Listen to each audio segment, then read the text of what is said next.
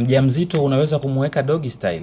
Hapa nazungumzia kinapokuja kipindi cha ujauzito. Wale ambao wapo kwenye ndoa, sio wewe ambaye unarukaruka. Wale ambao wapo kwenye ndoa, je, kipindi hiki cha ujauzito ni sawa kumweka mwanamke kwenye style hii ya doggy style?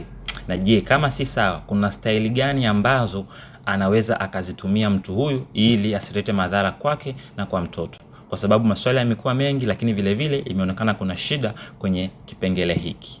Bila shaka na kualika na wewe kuniandia kwenye comment ya kwamba unafikiria style zipi zinafaa, kwa maana style ziko zaidi ya 231. Kwa hiyo kuna umuhimu mkubwa sana wa kujua aina hizi za style na vile vile kujua kwamba hipi haifai kwa kipindi kipi na kipi. Kwa mfano, wakati wa ujauzito au wakati wa kipindi mwanamke ametoka kwenye hedhi, then amevuka amefika kwenye ovulation na anahitaji kupata mimba, kuna style 4 ambazo ukitumia mojawapo basi uwezekano wa kufanikiwa kupata mtoto ni mkubwa sana. Kwa hiyo utagundua kuna advantage ya kujua style ipi inafaa mkiwa kipindi ambacho hamuhitaji kabisa mtoto, na style ipi inafaa kipindi ambacho mnahitaji mtoto sana.